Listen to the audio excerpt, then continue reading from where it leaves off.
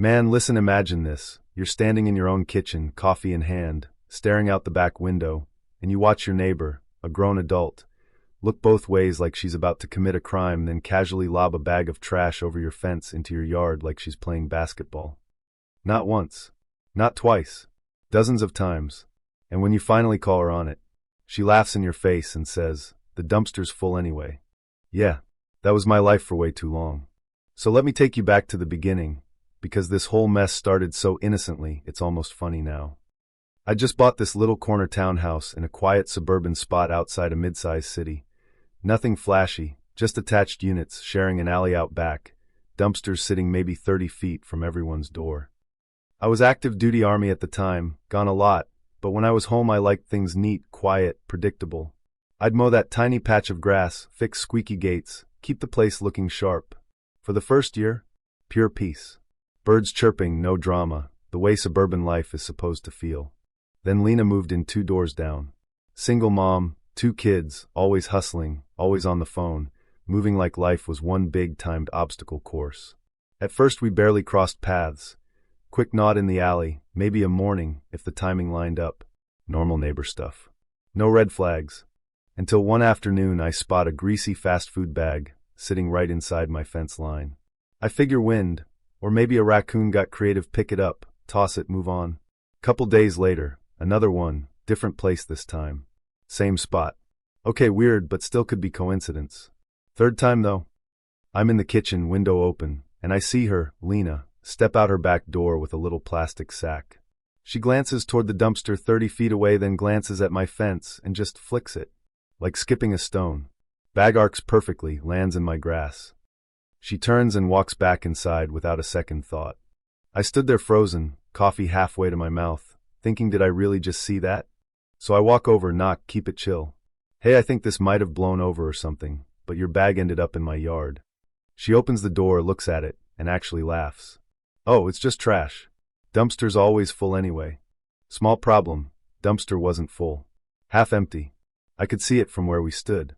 But I let it slide. Figured maybe bad day, single mom stress, whatever.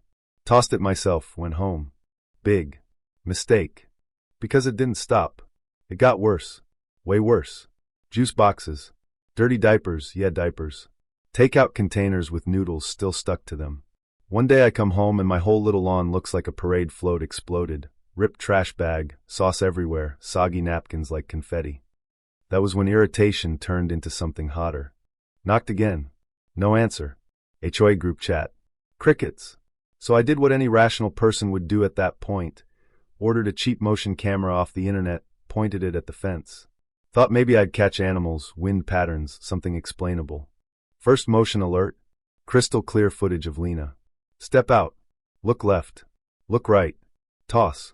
Walk away. That was the moment everything clicked. This wasn't accidents. This wasn't oops. She had decided consciously that my yard was her personal overflow zone, so she wouldn't have to walk 30 damn feet. I didn't yell. Didn't confront again right away.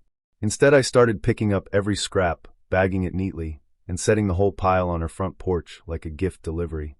Clear message, right? Next morning, every single piece was back in my yard. She'd carried it over and chucked it right back. That's when the switch flipped. Polite neighbor mode, off. Game on. I started logging everything.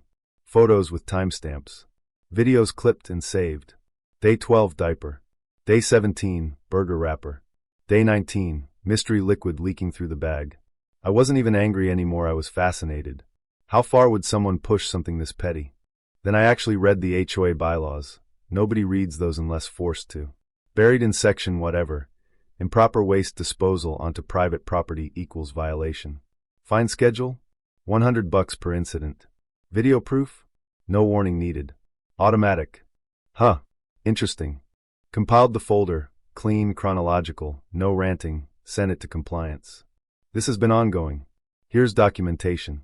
Week later, bright white HOA envelope in her door slot. That evening, BM, knock on my door. Lena, no smile, holding the letter like it bit her. Did you report me? Yeah. I sent video of trash being thrown into my yard. You could have just talked to me. I did. First time. You laughed. She stares for a second, mutters something about crazy neighbors, storms off. 2 days later, another bag sale's over. I almost laughed watching the notification pop up. Violation 2. Then 3. 4. By end of month, 8 documented. $800. Most people stop around violation 2. Lena decided to get sneakier. Smaller bags. Juice pouches. Snack wrappers. Like size mattered to the rule. Camera didn't care. Violations 9 through 12. Then 17, the one that really turned ugly. Bag splits mid-air, rotten rice, sauce, flies in under 5 minutes. My yard smelled like a dumpster behind a restaurant. I didn't clean it right away. Filmed the whole mess, close-ups, flies buzzing, everything. Reported as sanitation hazard, not just dumping. Few days later, City Health notice taped to her door. Separate citation. Number unknown, but judging by how the energy shifted, it hurt. Alley went quiet. 3 weeks. No tosses. Yard clean. I thought maybe that's it. Then summer hits. Kids out of school. Thump. Juice pouch. Thump. Wrapper. Violations 18 to 31 pile up over a couple months. Total creeping past $3,000 between HOA and city. Still she kept going. So I added sprinklers, motion activated, garden variety. Next toss? Bag lands. Sprinkler fires. Trash soaks. Fence soaks. And Lena, who'd crept closer to watch her throw, gets absolutely drenched. Footage? Gold. Straight to portal. Violation 32. She switched to midnight tosses. Camera still caught them. 33. 34. 35.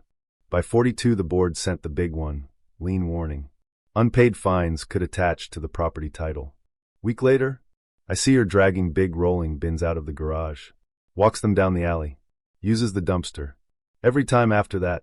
9 months now, not one scrap has crossed that fence. Looking back, the craziest part isn't the money.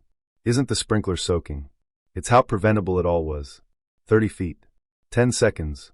That's all it took to avoid thousands in fines, a city inspector, a potential lien on her house. But here's what really stuck with me. People start with tiny shortcuts, one bag, no consequence. Brain logs it, safe. Do it again. Still safe. Do it enough it stops feeling wrong. It becomes normal. Expected. And the second someone documents it, timestamps, video, cold hard numbers, the game changes. Emotions don't matter anymore. Math does. I could have yelled. Could have thrown it back harder. Could have gone full vigilante. But matching crazy with crazy just makes noise. Stepping back, feeding the system proof, that's what actually moved the needle. The rules aren't perfect. HOAs get hated for a reason.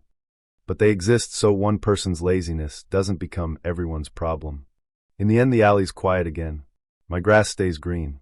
Lena and I pass each other sometimes, awkward nod, no words. That's fine. Peace at a distance beats fake friendliness any day. But it makes you think, right? How many of us let small boundaries slide because we don't want the hassle until suddenly it's not small anymore? So I'm curious, if you were me watching that first bag sale over, how patient would you have been? Would you have knocked and talked again? Ignored it? Gone straight to the camera? Or something else entirely? Drop your take in the comments. Tell me what you'd do, or hell, tell me about the neighbor who tested your limits. Because these little stories, they're never really about trash. They're about respect, boundaries, and what happens when someone decides the rules don't apply to them. Thanks for listening all the way through.